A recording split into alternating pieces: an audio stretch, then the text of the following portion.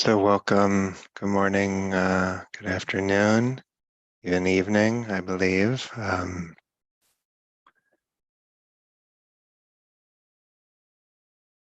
It's nice to see all the names and lovely. Yeah. Mm. I talk a big game about letting go, and that's honest. I try to represent my life and practice with a lot of honesty. But the Golden State Warriors played last night. For those who don't know, it's the local basketball team, sports ball, some people call it. And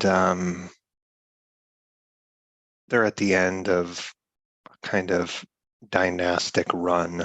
And it was a tight game. And I was, as the kids say, a hot mess. And I had this moment as I was being told to calm down, had this moment of thinking like, I am not a person who anyone should ever listen to or look to for wisdom. And I thought of you, and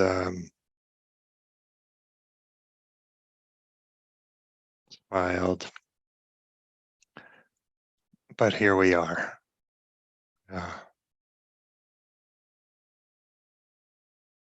Something about caring for things that actually don't really matter that I like. Um, they won. They won, by the way, Steph. Yeah. Okay, that's the intro for our meditation. And let us contemplate the depths of human potential. Okay, so finding a posture feels sustainable.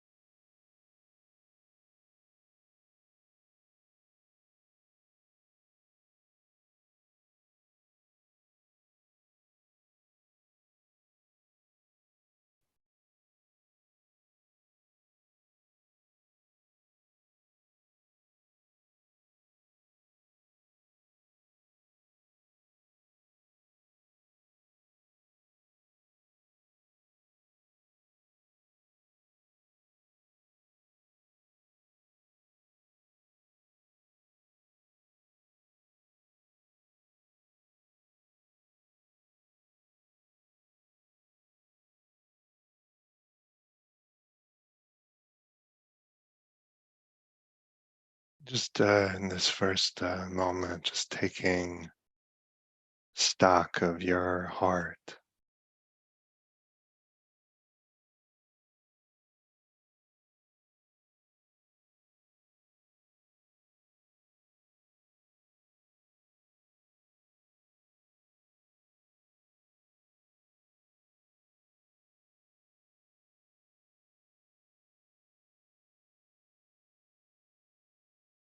The impacts and residues of the day so far, the week, this year, whatever is here in this moment, just awake to the residues of the moment.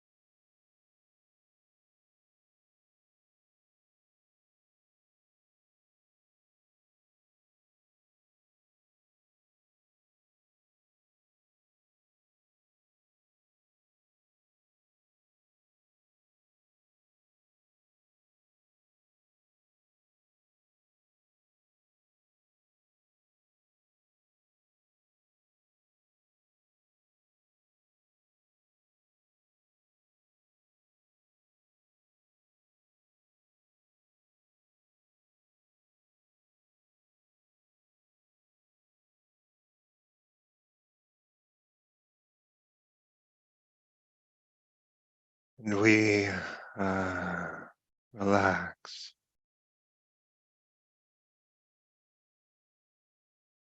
Willing to feel whatever residues are here.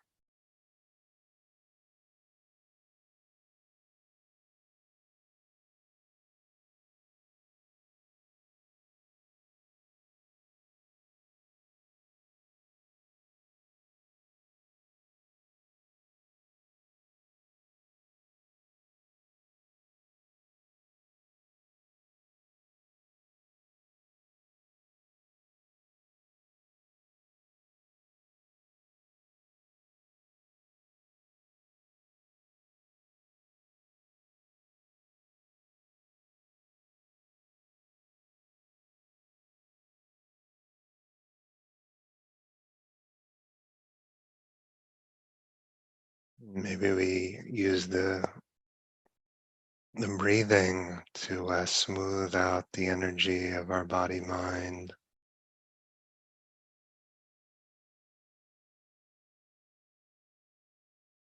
to unify the field of the body,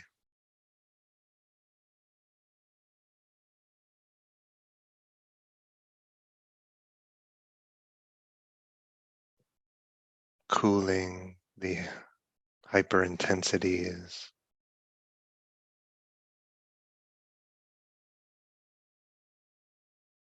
enlivening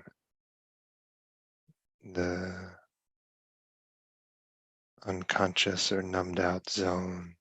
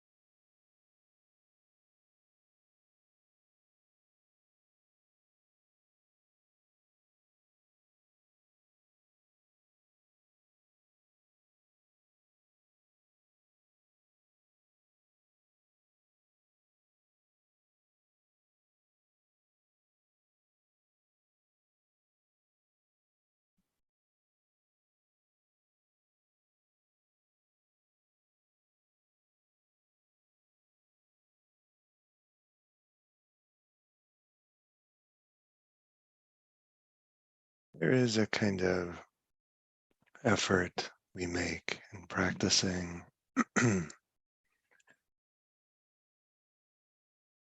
but we want to be careful about not letting our willfulness eclipse the grace of this moment.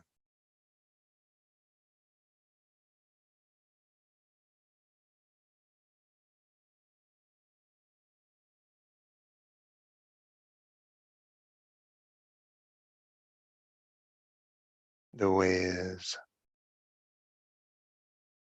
the self-based efforting obscures something important.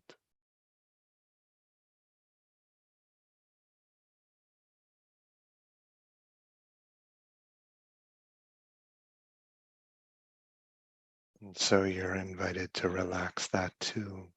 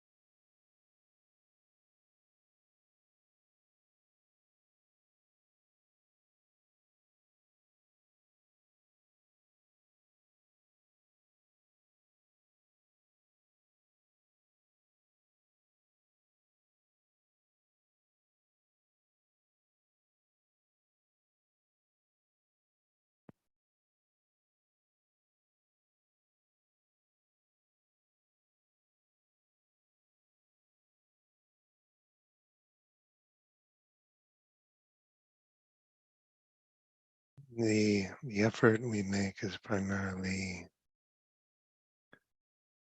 the effort to relax these surges of willfulness,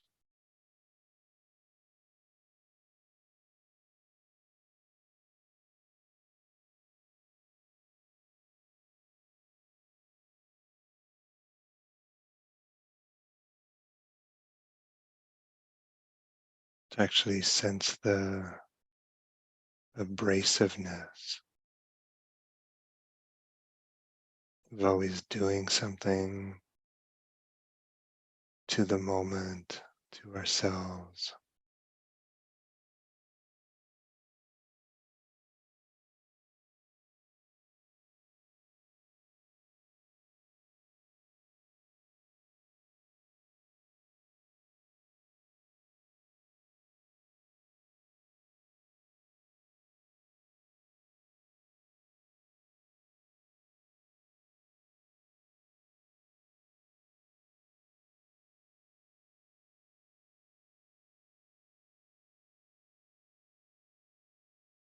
And then, in a way, there's nothing left to do but be awake.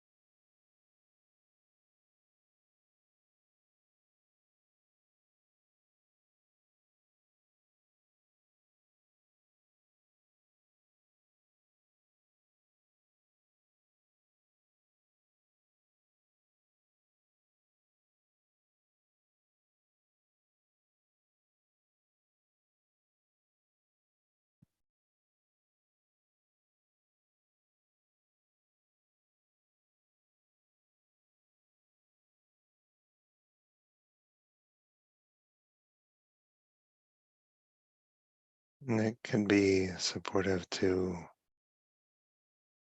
have, of course, an anchor for the attention, for the attentional spotlight.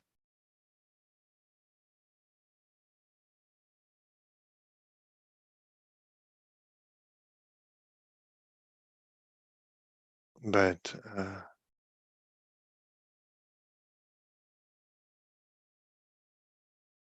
the attention often has a kind of flavor of meanness.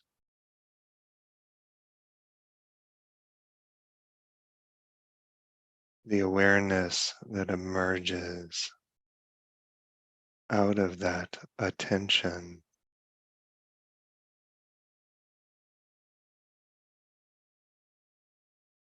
doesn't taste like me.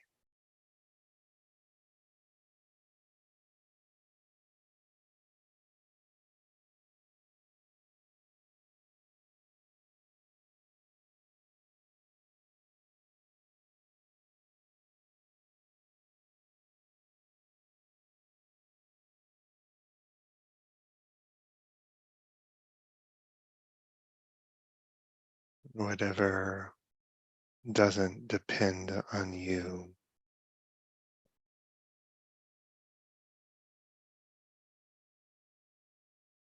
rest there.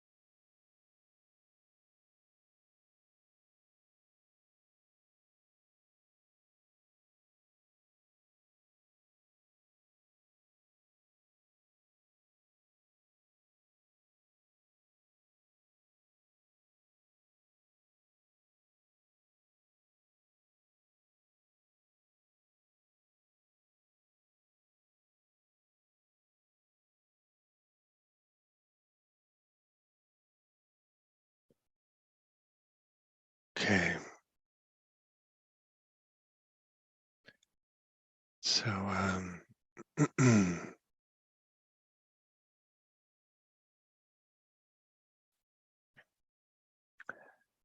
was making the case that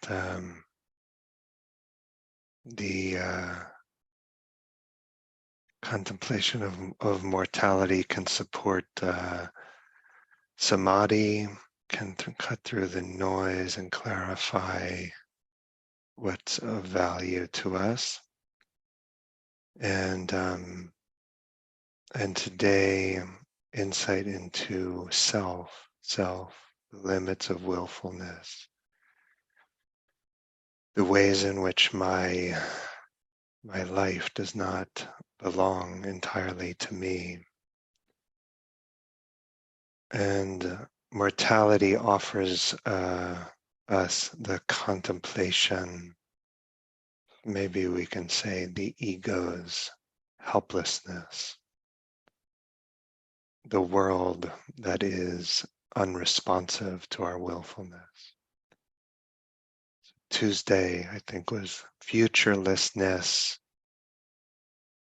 Samadhi today, helplessness. What of life is left when the ego is all out of moves? And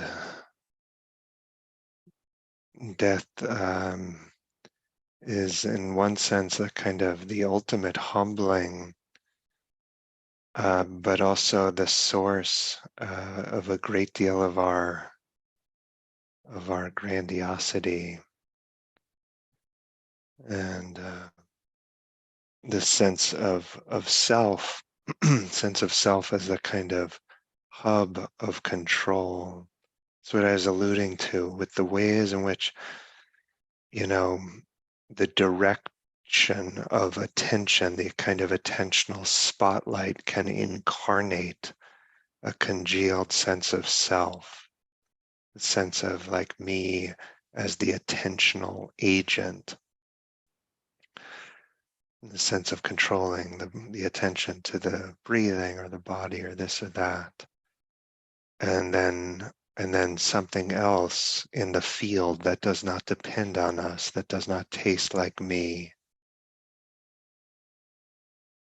The sense of self as the kind of hub of control. This is death obliterates control and throws us off. So one, Gabriel Vasquez. Adulthood brings with it the pernicious illusion of control, perhaps even depends on it. I mean the mirage of dominion over our life that allows us to feel like adults, where we associate maturity with autonomy, sovereign right to determine what's going to happen next. Disillusion comes sooner or later.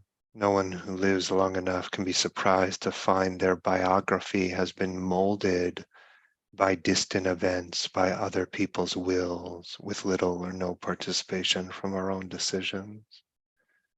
Those long processes that end up running into our life, sometimes to give it the shove it needed, sometimes to blow to smithereens our most splendid plans, tend to be hidden like subterranean currents, like tiny shifts of tectonic plates.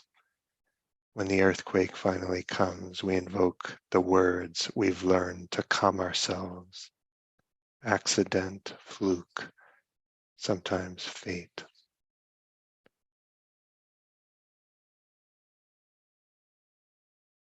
What is our relationship to helplessness? Before we die, we want to develop a relationship to helplessness. That's Michelle McDonald's language. Often would say, like, develop a relationship with. And sometimes I think a synonym for dukkha, usually translated as suffering, a synonym for dukkha is maybe helplessness. And there's almost always some move to make, but our capacity for influence creates the illusion of control. And then we come to a place where there's no move to make. And maybe we've not developed a kind of relationship with helplessness. And part of meditation practice is about willingly experiencing helplessness. We call it surrender. Maybe we call it equanimity. And part of why we do this is that willfulness obscures certain qualities of the heart-mind.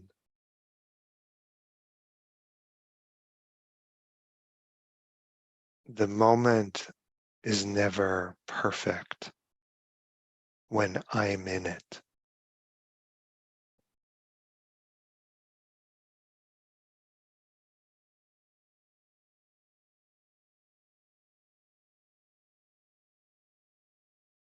It can feel terrible not to be able to do something. It's like the cardinal, an animal. It's like helplessness has got to be the lowest on the list. It can feel so terrible, but then of course there's like so much relief sometimes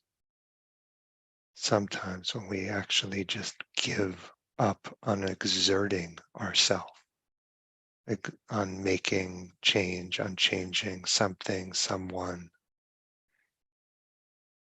And so part of this contemplation of mortality is to help us find a way to keep our heart open even amidst powerlessness. We're surrendering our clinging, our doing, nothing left to engineer. Tibetan teacher Dilgo Khyentse Rinpoche said something like, I don't remember it exactly, but something like at the end of our life, our mind gets very small or very vast. And I for sure have seen both.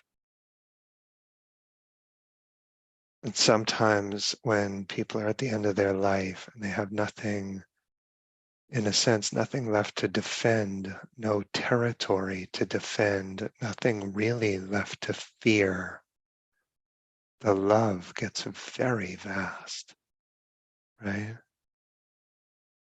It's like the hatred and the contraction, the tightness is a function of the territoriality, the fear. The Buddha said that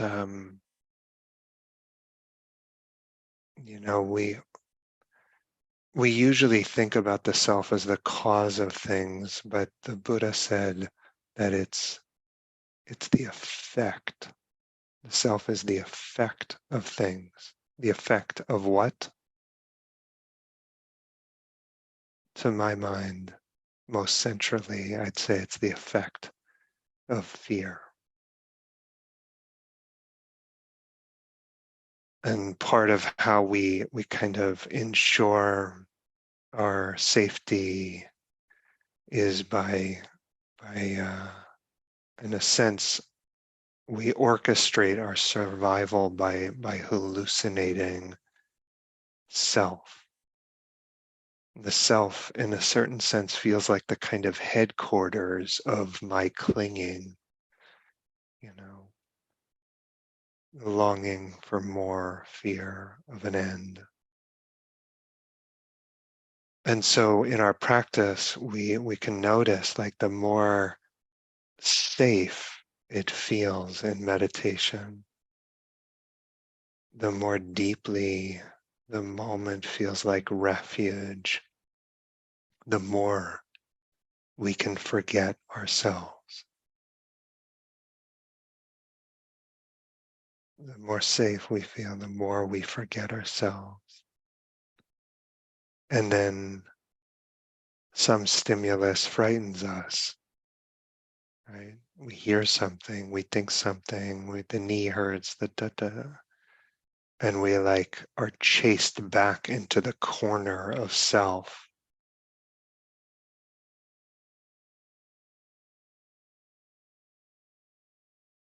And so maybe we say self is maybe partially it's the effect of fear, but it's also part of what makes death seem so terrifying, because it can feel like we imagine death from the perspective of self. We're imagining the destruction of the self, and we're in a certain way protecting a phantom. Now, I don't think insight into anatta, not self, is like a perfect consolation for death and loss. It's not a perfect consolation, and it's imperfection. That's the theme for tomorrow. Not perfect, but it's very meaningful. It's pretty good. The philosopher, a very famous quote, Derek Parfit. It's difficult to believe that there is no such thing as an all or nothing self, no deep, further fact beyond the multitude of small psychological facts that make you who you are. When I believed that my existence was such a further fact, I seemed imprisoned in myself. My life seemed like a glass tunnel through which I was moving faster every year, and at the end of which there was darkness. When I changed my view, the walls of my glass tunnel disappeared. I now live in the open air. There is still difference between my life and the lives of other people, but the difference is less. Other people are closer. I'm less concerned about the rest of my life. I'm more concerned about the lives of others.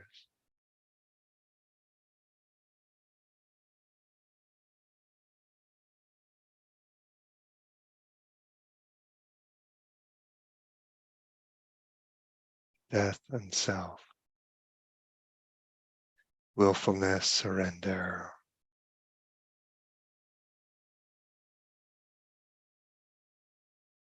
I offer this for your consideration. So, yeah, may we live well today. Yeah, may we live well. Yeah, whatever that means. Yeah, touching to be with you and be swimming in these waters together. So, thank you.